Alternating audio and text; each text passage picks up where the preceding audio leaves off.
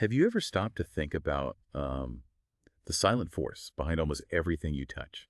Every product you love, every service you rely on. It's not just about what you buy, but there's this intricate, often unseen process of how it actually gets to you. Seamlessly, efficiently, and, well, usually without you ever noticing. Today we're taking a deep dive into that very force, operations management, or OM. We've got a great set of sources here, especially Operations Management Abridged by Dr. Emmett Shakladar. And our mission really is simple. We're going to try and cut through the jargon, pull out the most crucial insights, and show you exactly why understanding OM is like a powerful shortcut to being truly well-informed about the world around you. You will discover how businesses turn raw ideas into tangible products and services, not just effectively, but, profitably. Okay, let's unpack this. So let's start with the basics. What exactly is operations management? Essentially, it's the heartbeat of a business, wouldn't you say? It's the part that manages all the processes, the resources used to create goods or provide services. Think of it like a sophisticated kind of alchemy. Taking inputs, things like raw materials, people's labor, capital, information, and transforming them into valuable outputs. The products or services that ultimately satisfy your needs as a customer. Yeah, exactly. And what's truly fascinating here is how directly OM impacts a business's bottom line and its actual ability to compete. We're talking about very real, measurable benefits. I mean, imagine a company that's constantly optimizing how it uses its resources.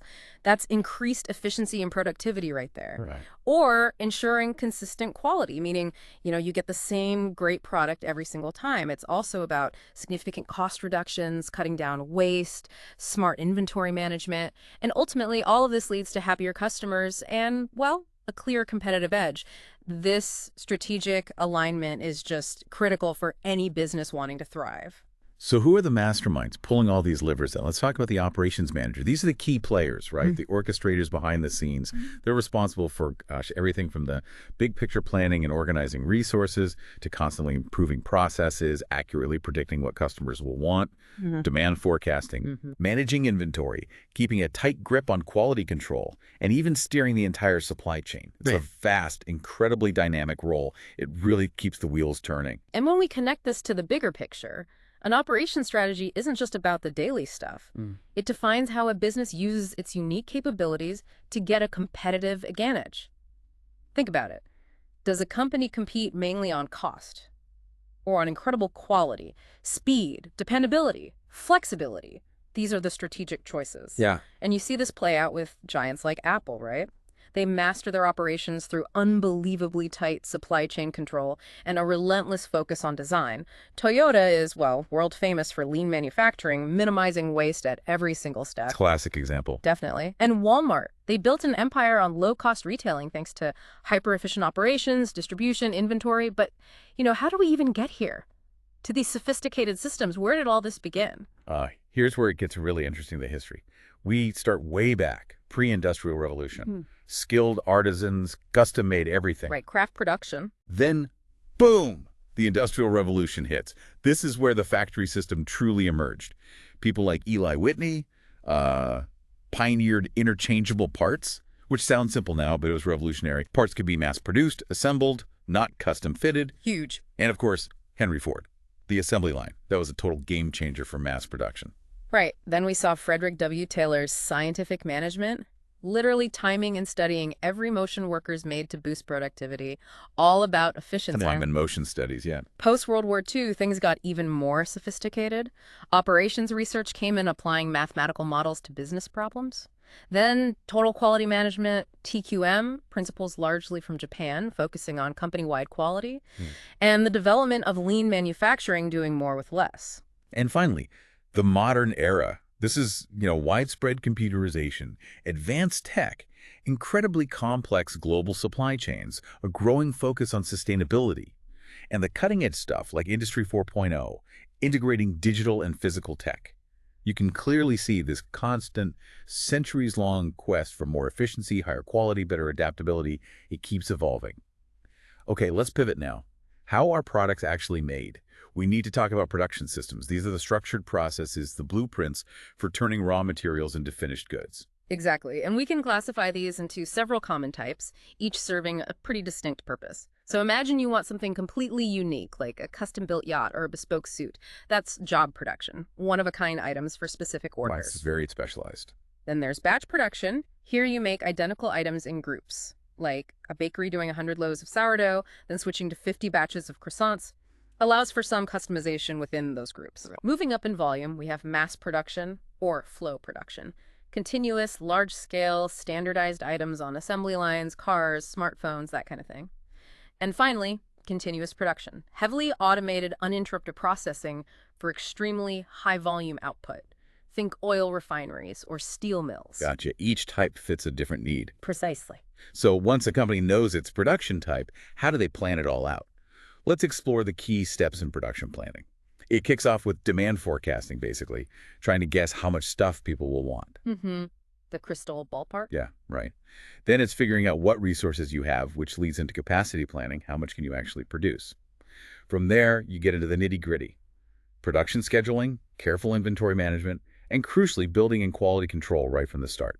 It's truly about defining the precise methods, resources, schedules, all to manufacture efficiently and cost-effectively. And this brings us to how planning systems themselves have evolved. They've become incredibly sophisticated. We started way back with MRP, Material Requirements Planning. Think of it like, well, a basic checklist for materials, making sure you had enough nuts and bolts. Okay, simple enough. Then it evolved into MRP2, Manufacturing Resource Planning, an upgrade. It also helped plan workforce, capacity, even maintenance scheduling a bit smarter. Right. But ERP, Enterprise Resource Planning, that's the big one. It connects everything sales, finance, manufacturing, HR, all integrated, often using a central database. It breaks down those old silos between departments. A huge leap in coordination then. Absolutely. Much more seamless information flow, ideally leading to cost reductions. Okay, now imagine you're building a new factory or setting up a new service center. The location and the physical layout. Those are absolutely critical decisions. First, let's unpack the factors affecting facility location. You're thinking about proximity to customers, raw materials. Definitely. Can you find enough skilled labor? Yeah. Is there good transportation, infrastructure, roads, rail, ports? Utilities are key too. Power, water. Right. And government policies, tax incentives, zoning, community considerations, the overall business climate, and of course the bottom line, total costs. Which naturally raises the question, how do you choose between locations, considering all that? Yeah. Organizations use several analytical methods. There's locational cost volume analysis, where you crunch numbers on fixed and variable costs for different spots. Comparing the financial side. Exactly. Another is the factor rating method. You assign weights to different factors, labor, taxes, whatever's important, score each location, and see which comes out on top. More qualitative factors get included there. And the center of gravity method helps find an ideal spot to minimize transportation costs, especially if you're shipping to many places. These are smart tools to help make those big strategic calls. Okay, location picked. Now, the plant layout, the actual arrangement of machines, equipment, workstations inside. Let's look at the main types. You have the product layout or line layout, machines in sequence for mass production. Think car assembly line. Straightforward flow. Then process layout or functional layout. Groups, similar machines by function, like a job shop where all the drills are together, or a hospital with an X-ray department. Yeah. Flexible for high variety, lower volume. Right, things move around more. The fixed position layout is where the product stays put and resources come to it. Building ships, airplanes. It's big to move easily. And finally, cellular layout or group layout, a clever hybrid. Combines efficiency with flexibility by grouping different machines into cells to make families of parts. That comparison between process and product layouts is pretty insightful, isn't it? It highlights a fundamental trade-off. Yeah, tell me more. Well, a process layout offers high flexibility for varied products, but you might get more work-in-process inventory, a more complex flow, like that hospital example. A product layout, on the other hand, is super optimized for standardized products, smooth, linear flow, like that assembly line. But it's less flexible if you suddenly need to make something different. A well-designed layout is absolutely crucial. It maximizes efficiency, cuts costs, less wasted movement, less inventory boosts productivity, improves safety, allows for future expansion. And a poor layout. Headaches. Increased material handling, higher inventory levels, bottlenecks, underutilized equipment, even hidden costs like frustrated employees and more accidents. It really matters. Let's dive a bit deeper into one optimization for those product layouts. Yeah. Assembly line balancing, or ALB. It's all about dividing the total work into smaller tasks and assigning them to workstations as evenly as possible. The goal is to avoid bottlenecks, right? Exactly. Key concepts here are work elements, the smallest bits of workstations where tasks get done, precedence diagrams showing task dependencies. Like you have to do A before B. Precisely. And cycle time, the max time allowed at each station. The objectives of ALB are clear. Minimize workstations, minimize cycle time, maximize balancing efficiency, which means minimizing idle time, and ultimately cut production costs. Sounds straightforward, but I bet it's tricky. Oh, it is. Assigning tasks with different times, respecting those dependencies, it gets complex fast. Uneven workloads are common. Mathematically, it's often what they call an NP-hard problem, meaning finding the absolute perfect solution is really tough for large lines. So how do they solve it in practice? Often using heuristics, basically, smart rules of thumb, like the largest candidate rule, assign the longest tasks first, or ranked positional weight, prioritize tasks with more downstream work. They find good practical solutions quickly. Okay, and connecting back to the cellular layout you mentioned. Right, cellular manufacturing. It's a production philosophy that really tries to bridge the gap between job shop flexibility and assembly line efficiency. It uses something called group technology, identifying and grouping similar parts into part families, and then arranging the machines needed to process them into compact manufacturing cells. So a mini factory within the factory. Kind of. These cells often specialize in one type of part family. Processes are integrated within the cell. Workers are usually multi-skilled, operating several machines. This drastically cuts down material handling because work moves within the cell, not across the whole factory, leads to much faster throughput times. And the benefits. Impressive, usually. Improved efficiency, lower costs, less inventory, less handling, better quality control because feedback is quicker, more flexibility, and often improved employee morale. They have more ownership. You mentioned a U-shaped cell. Yeah, that's a common layout for cells. It's efficient, promotes communication, and lets workers easily move between multiple machines. Very popular design. Okay, system built, flow designed. Now, the million-dollar question. How do we keep it all running smoothly, day in, day out? That's where maintenance management comes in, right? Keeping physical assets, machines, buildings operating efficiently, maximizing their lifespan, minimizing downtime. Absolutely crucial. And there are three main types of maintenance strategies. First, breakdown maintenance. Purely reactive. Fix it after it breaks. The if it ain't broke, don't fix it approach. Pretty much. Minimal planning needed, sure. But it leads to unplanned downtime, often higher emergency repair costs, and potential safety hazards. Think of a light bulb burning out. You only fix it then. Right. Then there's preventive maintenance. Proactive. Regularly scheduled inspections, servicing, repairs before failure. This boosts reliability, extends equipment life, generally lowers overall costs by preventing major failures, and improves safety. Requires upfront investment, but pays off. Like your car's oil change. Makes sense. Prevent the big problems. Exactly.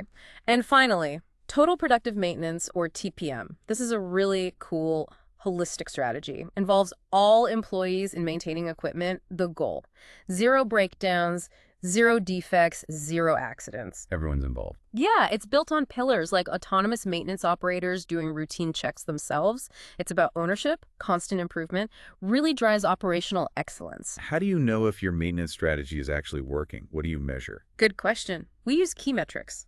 MTBF, mean time between failures, the average time a repairable system works without issues. Higher is better, more reliable. Okay. MTTR, mean time to repair. Average time to diagnose and fix a failure.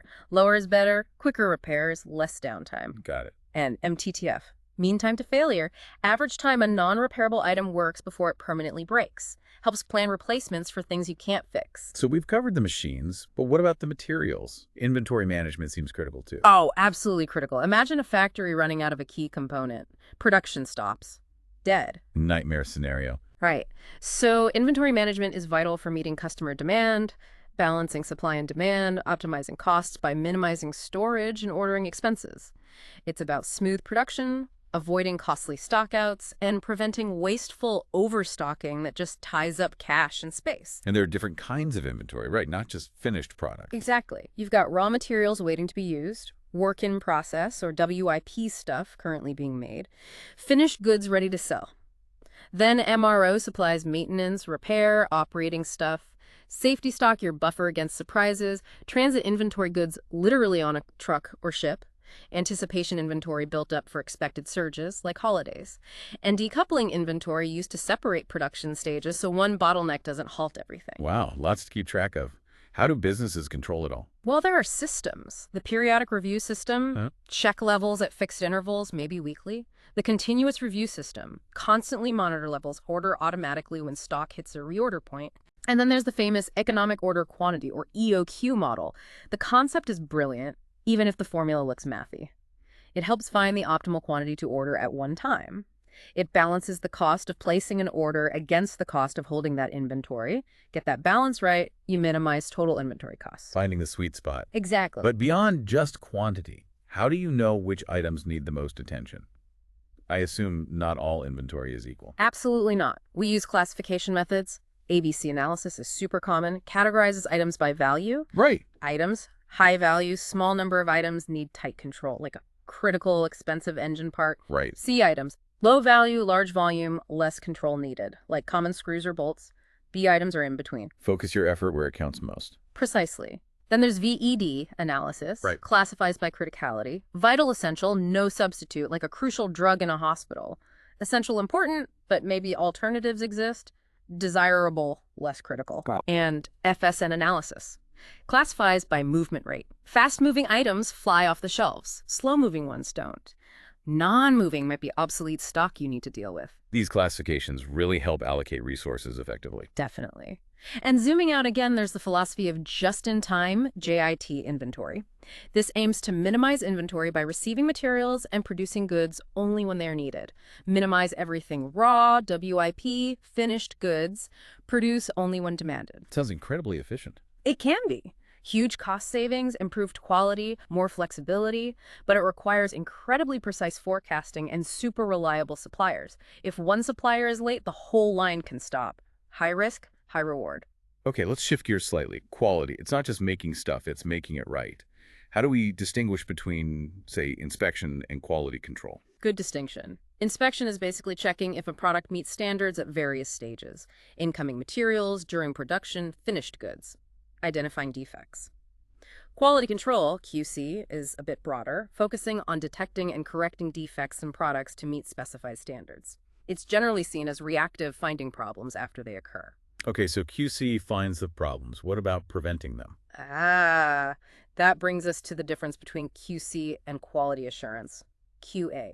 QC, as we said, is product-oriented, detecting defects.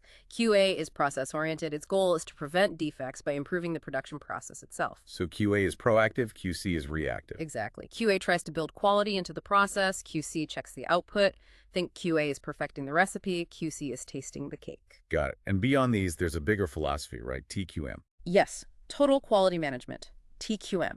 This is a comprehensive management philosophy. Emphasizes continuous improvement across all functions, involving everyone, to exceed customer expectations. Key principles are relentless customer focus, employee involvement, process thinking, and continuous improvement, often called Kaizen. How do companies actually do TQM? What tools do they use? They use various tools, often called the 7 basic quality tools. We don't need to detail all 7, but a couple are really illustrative. The Pareto chart, based on the 80-20 rule, helps prioritize. It shows you the vital few causes creating most of the problems. Focus on the big hitters. Right. And the flowchart, just visually mapping out a process step by step, can reveal surprising bottlenecks or unnecessary complexity. Simple but powerful. Makes sense. What about statistical process control and statistical quality control, SPC and SQC? Right. SQC is the broader term, applying statistical methods to control quality, often looking at outputs. SPC is a key part of SQC. It uses tools like control charts to monitor the process itself in real time, focuses on inputs and process variables to reduce variation and prevent defects before they happen, keep the process stable and capable. I can control the variation. Exactly. Which leads us to Six Sigma, a highly disciplined, data-driven methodology, aims for near perfection statistically, just 3.4 defects per million opportunity. Wow, that's demanding. It is. It uses specific structured methods like DMAIC, define, measure, analyze, improve, control, for improving existing processes, and DMADV for designing new ones. All about minimizing variation, achieving predictable, high-quality results. Okay, we made the products, ensured quality. But none of that happens without getting the right materials in the first place. This brings us to purchase management. Acquiring goods and services from external suppliers. Getting the right stuff, right quality, quantity, time, price. Yep, the starting point for physical goods. And there's a structured purchasing procedure usually. Starts with identifying the need, a formal purchase requisition, getting that approved. Then finding potential suppliers, maybe requests for quotation, RFQs, or proposals, RFPs. Evaluating the options. Right. Evaluating quotes, selecting the supplier, creating the formal purchase order, PO, then tracking the order, delivery, inspection, invoice matching, payment, and finally, keeping good records. It's a whole cycle. Sounds thorough. What about concepts like value analysis and vendor selection? Two critical parts. Value analysis, VA, is systematically reviewing products or services to improve function or value while cutting costs. Asking, is this feature really necessary? Can we do it cheaper without losing quality? Always looking for better value. And vendor selection is identifying, evaluating, and choosing the best suppliers. Criteria: quality, price, delivery reliability, financial stability, experience, support, even cultural fit sometimes. Finding the right partners. Exactly. Which brings up a classic strategic choice, the make or buy decision. Ah, yes. Do we produce this component ourselves or buy it from an external supplier? Precisely. It's influenced by cost analysis, of course, but also internal capacity and expertise, quality control needs, confidentiality, especially intellectual property, and overall strategic alignment. Big decision. We also hear about tenders and auctions sometimes. Yeah. Tenders are formal competitive bidding, often for large contracts or government procurement. Auctions are also competitive bidding, can be for buying or selling, and variety reduction, intentionally limiting the number of different parts or products used. Simplifies things, cuts costs. Once those materials arrive, they need to be managed properly. Stores management. Right. Stores management is the efficient handling, storage, and issuance of materials. Receiving them correctly, storing them properly to prevent damage or spoilage, maintaining accurate inventory control within the storeroom, issuing materials when needed, optimizing the storeroom layout for efficiency, and critically, ensuring safety. Okay, so that covers a lot of the how. What about the future? Operations management feels like it must be changing rapidly. Oh, constantly. Driven by technology, global shifts, societal pressures, it never stands still. Let's talk tech first. What's the impact there? Huge. Automation and AI are big. Robots doing complex tasks, AI optimizing inventory, supply chains, even predicting machine failures. Predictive analytics. Yeah, using data to forecast demand better, schedule maintenance proactively. The Internet of Things, IoT, sensors on everything, real-time monitoring, asset tracking, digital twins, virtual replicas of physical systems for testing and optimization without real-world risk. Augmented reality AR, assisting workers in training or complex assembly tasks. Wow. Blockchain for supply chain transparency and traceability. Yeah. 5G technology enabling faster communication for all these connected devices. And critically, cybersecurity as everything becomes more digital and vulnerable. Beyond tech, what about sustainability? That seems huge now. Absolutely. Sustainability and green operations are no longer optional. Minimizing environmental impact, promoting social responsibility, the triple bottom line. People, planet, profit. So things like Circular economy practices designing for reuse, remanufacturing, recycling, green supply chain management, choosing sustainable suppliers, optimizing logistics, energy efficiency in factories and offices, sustainable product design, ethical sourcing.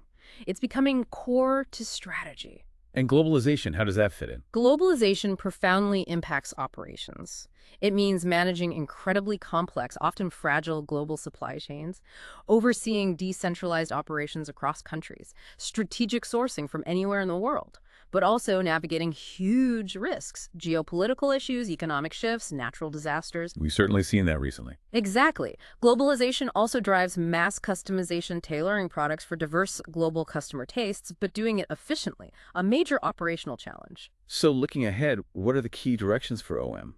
I'd say resilience and agility in supply chains are paramount now. A relentless focus on customer-centric operations, understanding and meeting individual needs. Massive digital transformation is ongoing, continuous workforce development, upskilling people to work alongside machines, deeper collaboration across the entire value chain, not just within the company. And underpinning it all, data-driven decision-making, using analytics for almost everything. It's a field that's constantly reinventing itself. Really exciting times. Absolutely. Well, we've taken quite a deep dive into operations management today, from its history and core definitions all the way to the cutting-edge tech and philosophies shaping its future.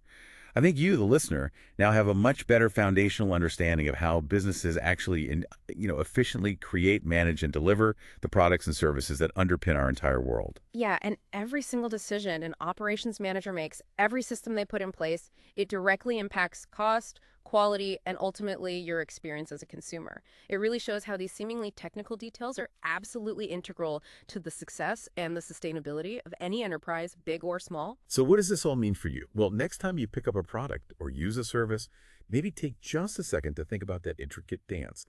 The planning, the production, the quality checks, the supply chain logistics that brought it to you. Consider how just one small improvement, maybe in a manufacturing cell, or a subtle shift in a procurement strategy can ripple through an entire company, affecting its profitability, its environmental impact, and ultimately its ability to satisfy your needs. And maybe for your own continued exploration, consider this. How might understanding these OM principles, efficiency, flow, waste reduction, quality focus, empower you to spot inefficiencies or opportunities for improvement in your own daily life or work? Even if you're nowhere near a factory floor, it could be organizing your schedule, managing household chores, planning a project. The core ideas are surprisingly universal, aren't they?